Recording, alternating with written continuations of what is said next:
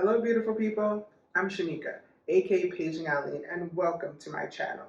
Here, we keep it real about all things med school and lifestyle, so I encourage you to join the family and be sure to subscribe and hit that bell so that you get notified when new videos are uploaded.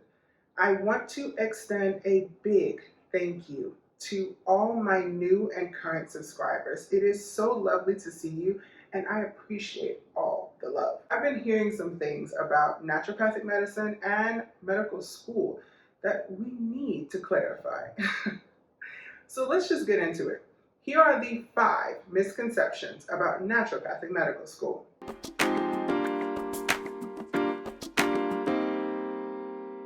Number 1, it's not really medical school.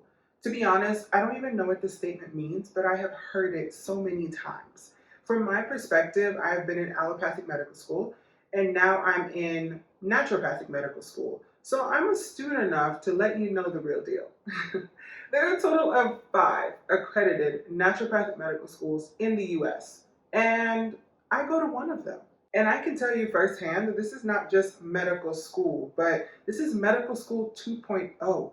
Not only am I learning the basic sciences that mirror what allopathic medical students are learning, but also botanical medicine, the history of naturopathic medicine, hydrotherapy, homeopathy, physical medicine, nutrition, acupuncture, emergency medicine, and all these other alternative modalities and ways of thinking in addition to pathology and clinical sciences. Essentially, this misconception or way of thinking perpetuates this idea that medical school has a certain look and criteria that has been molded and accepted by society. And anything that deviates from those views is considered inadequate. And that is just not true. Number 2, naturopathic medical doctors are not real doctors. This is another one that is not true because you are trained to be primary care physicians. The idea that you don't learn anything or you are not exposed or trained within the capacity of a primary care physician is lazy thinking. Because anybody can do a Google search for accredited naturopathic medical schools and read the philosophy, the training, the class schedules, and so much more to get an idea of what each program entails, and also the experience and exposure you will receive. Also, at the end of this, you have to pass licensure examinations. Essentially, the goal is for you to be licensed, and you have to pass examinations in order to have that title. Furthermore, you are astute enough to research into the primary care physician of your choice, and therefore you should not limit your thinking to assume that a licensed naturopathic medical doctor lacks the aptitude to treat whatever ailment you have. And just like allopathic physicians, if your conditions or concerns are outside the scope of your naturopathic physician, it is referred out. Number 3, naturopathic medical students do not have the extensive training like allopathic medical students. But this is not true because we do have residency programs and specialties. We all know that allopathic medical doctors have residency programs and fellowships and all these continuing education opportunities designed to bolster their training and their capacity to be exceptional doctors. However, the assumption is that naturopathic medical doctors do not get that additional training and therefore they lack the experience to efficiently and effectively treat patients. And this is false because we do have residency programs and opportunities to shadow, collaborate, network, and receive continuing education, which is essentially what allopathic medical students are doing all throughout their program. Number 4, naturopathic medical students are just taught all of these natural forms of treatment and really know nothing about allopathic medicine. So let's correct this statement because as naturopathic medical students, we learn both. Let me explain. As medical students, we need to know how the body works under normal conditions so that we can have an understanding of when the body deviates from normal or is abnormal or in a disease state. For example, we need to know how the body works so that we can have an understanding of how it can react when exposed to certain botanicals, or an understanding that if a particular herb affects the nervous system, how exactly is it affecting the nervous system? And therefore, would it be good in this particular case?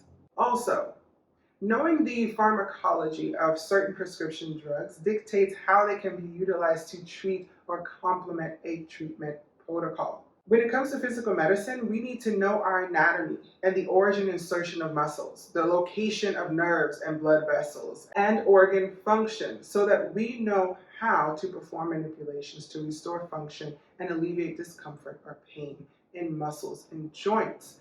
While at the same time, this knowledge is beneficial when it comes to injections, vaccinations, and IV therapy. We utilize our exposure in cadaver labs, which mirrors allopathic medical students, by the way, so that we can gain an understanding of the musculoskeletal, respiratory, and digestive systems, just to name a few. That exposure provides the mental space to make connections to establish the origin of shoulder pain, for example. And let's not forget that we have to know the hallmark signs and symptoms and even diagnostic features and the overall pathogenesis of disease so that we can not only identify a disease, but also devise an appropriate treatment plan or recommendation. The fifth misconception, and my personal favorite, naturopathic medical students don't really work as hard or learn as much as allopathic or osteopathic medical students. There is this misconception that we spend our entire time just learning about plants and crystals, and we know nothing about how the immune system works or how to treat certain diseases.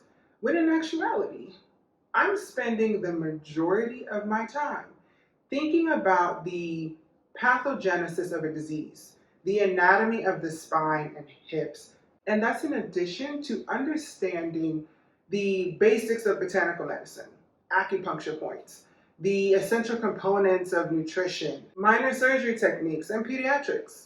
So this idea that we do not work as hard not only boggles my mind, but burns my gears because I am busting my butt to not only study the material, but to apply it, whether it be for an exam or even in conversation. As with all of these accredited programs, they are prerequisites that you have to complete before you can even think about applying. Plus, there's an interview process, so you not only have to get in, but you have to stay in, pass your classes, get through clinics, graduate, pass licensure exams before you can even say that you are a licensed naturopathic medical doctor. So if you have all of these milestones that you have to complete before even thinking about residency, additional training, certifications, or specialties, then I would assume that I'm working as hard, if not harder, than my counterparts. Now, I'm not disregarding other types of medical students. I'm just trying to set the record straight when it comes to the world of a naturopathic medical student. There you have it. The 5 lies or misconceptions about naturopathic medical school. One thing before you go though, I want to reiterate that this is medical school. And if you're a current student or thinking of becoming a naturopathic medical student, I want to remind you that you are not a second-class citizen. And don't let anyone make you feel less than your allopathic or osteopathic counterparts. You are in the same educational bracket with the addition of naturopathic treatment modalities. All of these professions are necessary because the goal of becoming a doctor is not so you can have the glory. Because if that's what you want, you could do something else and get that feeling real quick with less work. Becoming a doctor, just like anything worthwhile, requires a level of sacrifice. Unfortunately, the sacrifice is not just your time and energy, it's also your family life, your friendships, and in some cases, your mental and physical health. The goal is to find a balance within it all and remain humble in your accomplishments and proud of your evolution. Thank you for tuning in, and be sure to give this video a thumbs up if you found this info helpful. Also, be sure to comment down below if any of these misconceptions resonated with you or if you have any questions. Till next time, adios.